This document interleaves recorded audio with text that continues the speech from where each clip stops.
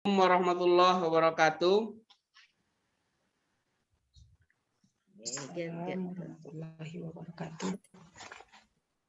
Asyhadu alla ilaha illallah wa asyhadu anna Rasulullah. Ucapan puji syukur kepada Allah, selawat dan salam untuk Nabi besar Muhammad sallallahu alaihi wasallam. Bapak dan Ibu kelompok kecil dari tanah datar yang saya hormati, insya Allah kita akan mencoba menayangkan poin-poin tentang proses penyusunan KOSP. Dalam penyusunan KOSP ada bahan yang ditetapkan oleh pemerintah pusat dan ada bahan yang fleksibel atau dinamis. Bahan yang ditetapkan pemerintah pusat yaitu tujuan pendidikan nasional, profil pelajar Pancasila, SNP tentang struktur kurikulum, prinsip pembelajaran, dan asesmen capaian pembelajaran. Bahan yang fleksibel atau dinamis yaitu satuan pendidikan mengembangkan kurikulum operasional berdasarkan kerangka dan struktur kurikulum sesuai karakteristik dan kebutuhan satuan pendidikan. Bahan yang fleksibel atau dinamis tersebut antara lain: 1. Menganalisis konteks karakteristik satuan pendidikan. 2. Merumuskan visi, misi, tujuan lembaga.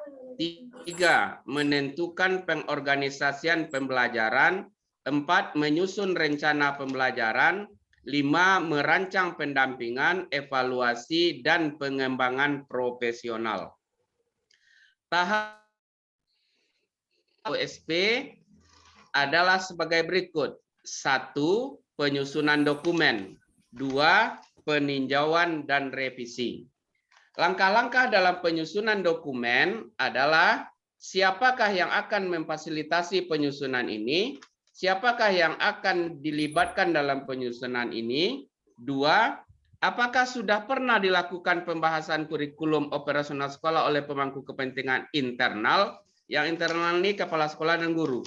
Kemudian, apakah sudah pernah dilakukan pembahasan kurikulum operasional oleh pemangku kepentingan eksternal, orang tua, komite, dan pemangku kepentingan lainnya? Langkah-langkah dalam peninjauan dan revisi adalah: 1. Siapakah yang akan memfasilitasi peninjauan dan revisi ini? Siapakah yang akan dilibatkan dalam peninjauan dan revisi? 2. Apakah satuan pendidikan memiliki dokumen kurikulum operasional yang sebagian atau seluruh isinya mempresentasikan satuan pendidikan? 3. Apakah ada diskusi atau kerja kolaborasi untuk menyusun kolaborasi operasional sekolah yang setidaknya melibatkan para pimpinan atau perwakilan guru? 4. Apakah ada informasi atau pembahasan yang disampaikan pada orang tua mengenai kurikulum dan atau program-program? Demikianlah paparan saya tentang tahapan penyusunan KOSP ini. Terima kasih. Kita butuh masukan dari teman-teman kelompok dari Tanah Datar. Masukkan saja Bapak dan Ibu, silakan.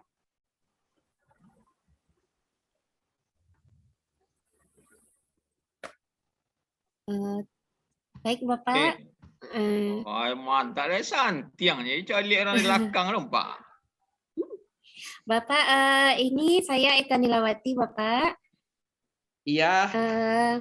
Ini tadi saya melihat tadi dalam penyusunan KOSP ini kita sudah sudah dibantu oleh aturan yang ada dari pusat sama boleh juga dari satuan masing-masing yang sifatnya fleksibel atau dinamis. Ya, kalau seperti dinamis. Itu kondisinya, berarti kita boleh ya Pak memasukkan kearifan lokal kita menjadi bagian utama dari kurikulum operasional ini kan Pak? Ya, itu yang Merdeka Belajar sekarang Bu. Nah ya, betul itu.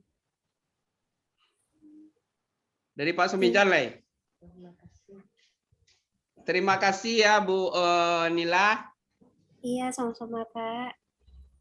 Oke, Pak Putra, terima kasih presentasinya dan kesempatan pada kami ya.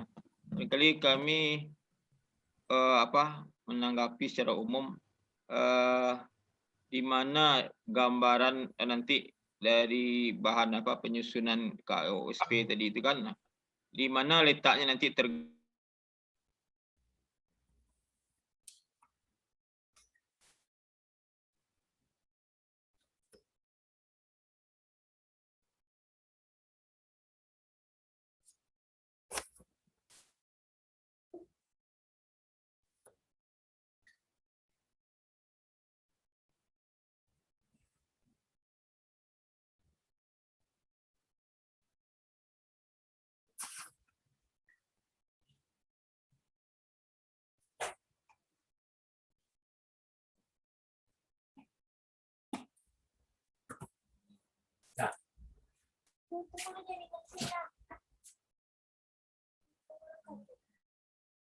komponen-komponen dari Permen 137 dan 146 ke dalam KTSP. Sementara di dalam KOSP saat ini berarti kita nggak perlu masukkan lagi ya Pak? Ini kan sudah ada aturannya tentang SMP yang baru, untuk struktur kurikulumnya sudah ada, kemudian prinsip pembelajarannya juga sudah ada, kemudian asesmen dan capaian pembelajarannya juga sudah ditentukan. Itu tidak bisa kita ganggu-gugat, jangan mengurangi menambah boleh. Kan itu kata Ibu instruktur tadi Bu Eni. Iya Pak. Oke Pak, terima kasih Pak. Ya, makasih. Dari Ibu Nila, sekarang tolong diberi pelindi panjangnya. Kalau Nila secara garis besar apa paparan yang Bapak sampaikan tadi serasanya sudah bisa dipahami. Tinggal bagaimana kita implementasinya nanti di lapangannya lagi ya Bapak. Karena sudah cukup jelas rasanya kalau untuk tadi standarnya juga sudah ada, kemudian tujuan pendidikan nasionalnya sudah jelas, profil Pancasila yang akan kita wujudkan, 6 elemennya juga sudah jelas, SNP-nya juga sudah diatur, jadi sekarang bagaimana aplikasinya di lapangan saja. Ya, oke, makasih Bu Nila. Makasih atas bantuan dari teman-teman dan masukannya. Insya Allah kita bisa nanti mengimplementasikannya di lembaga kita masing-masing. Saya tutup dengan membacakan Alhamdulillahirrahmanirrahim. Assalamualaikum warahmatullahi wabarakatuh. Waalaikumsalam warahmatullahi wabarakatuh.